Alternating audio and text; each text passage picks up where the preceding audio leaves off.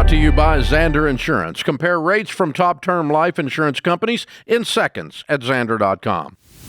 I have an older brother who's 59, and he's being, I guess, financially assisted and has been for a few years by our parents. And I guess over the last 3 years or so, our relationship has been strained a little bit. And I don't know if it's just,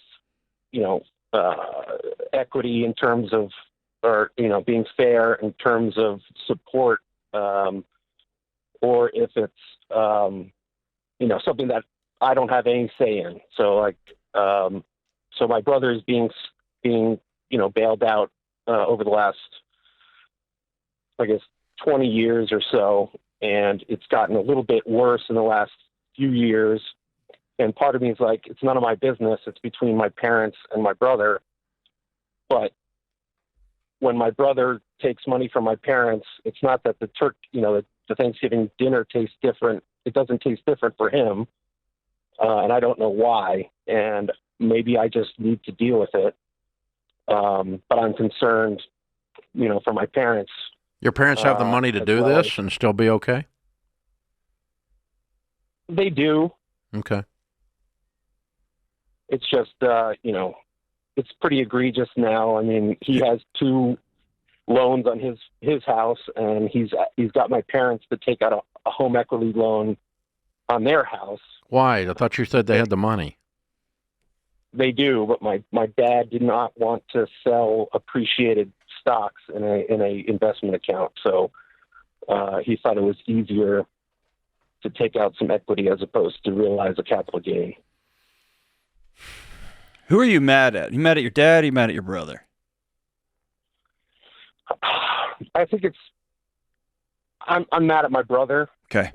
But I know it's my parents are getting older, so he's my older brother, so I feel weird going to him to say cut it out because he's been doing it for so long, and he feels maybe a little entitled to the money that he thinks he's going to get eventually.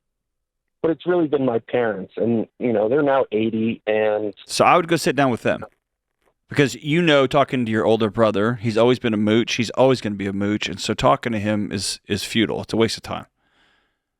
Yeah. Any guy that asks his 80-year-old father to put his house on the block because he's 2 HELOCs under his own house is just a person who's just is a mooch, right? And so.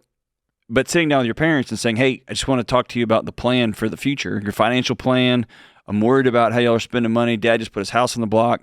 And parents don't always want to talk to their kids about money. Or maybe ask, hey, I've got a real sensitive question. I'm just in this for myself. I've got my own family. Like, can we talk about power of attorney stuff? Can we talk about where your will is? I just want to know where things are as y'all get older. Just how I can love y'all best. And you might figure out, dude, your dad's way ahead of you. He knows here's how he's going to do this, or he may tell you to go shove it. But at least you'll have that conversation under your belt. Because right now I think the mystery of it all is what's making you nuts. Yeah, I mean, we have a power of attorney now set up, and we've gone and talked to the financial advisors. Who's the power of attorney? They have just recently made me and my brother power of attorney. Well, that's useless. Yeah. No, thank you. No, thanks. I don't want to sign up for this. I'd probably tell him if he's on it. I'm not. No way. This is setting up World War III. I know. They're wanting you to tell him no because they've never had the backbone to. Exactly. No, I'm not signing up for this. Your dad's a wimp. Okay, so I should get out of that and not. Yeah, go talk to your dad and say, listen, I'm not okay with y'all, with this guy mooching off of y'all. Happens to be my brother, and I don't want to be power of attorney with him. You either make me power of attorney or make him, but not both of us. I'm not doing it. Okay, because I was trying to help them out. You're not helping them. You're just another enabler in this story. Yeah. Somebody else that didn't want to say the emperor has no clothes. The emperor has no clothes. Your brother is a mooch, and your dad is weak. Yeah. That's mean, isn't it? I just need to kind of relax. I'm just telling you. I'm saying these things out loud because you've already said them in your head.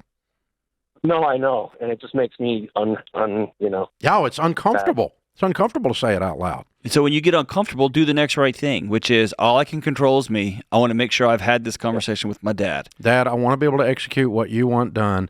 I'm not okay with this tomfoolery that's going on where you're supporting a guy who won't bother to work and be responsible, and I'm not going to be a power of attorney with him. If you want him to do it, fine. If you want me to do it, fine. But I'm not going to do it because that's going to cause a fight, Dad, and I don't want to fight. Appreciate that. Yeah, that'll start the conversation. What will he say if you have that conversation with your old man?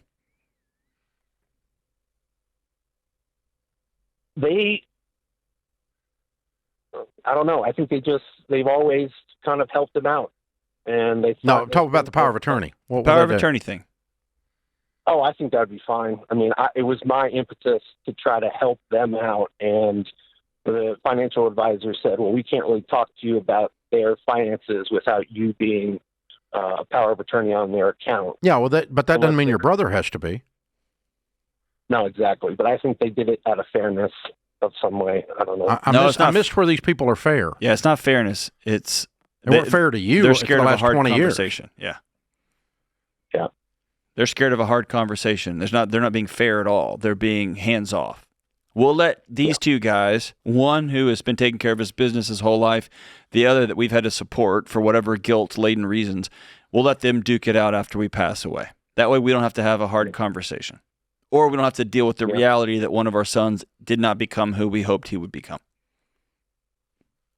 That's the reality. My wife has been telling me, and I just can't.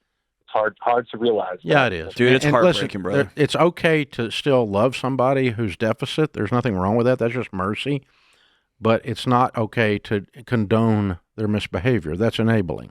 And it's not okay to enable it and then attach yourself to it. Oh, God, yes.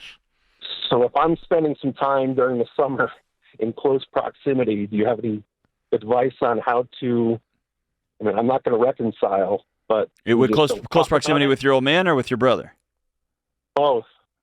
Well, I'd probably, man, you're so far in now, and y'all are old enough now, I'd probably go out with both of them. Take your dad and your brother out for breakfast one day and say, all right, boys, here's the deal. And look at your brother and say, I know that Dad's propping you up and keeping you going. I don't like it, but I'm not involved in this. And hey, Dad, if you just leave everything to both of us, it's going to be tough, man. And if your brother's an immature brat and throws a fit, then you know that more than I do. So if that's the case, then just go out with your dad. But if he can hear it and your brother will hang his head and say, I know, I don't want it. I got a plan. If he's that kind of guy, then he can hear the conversation too.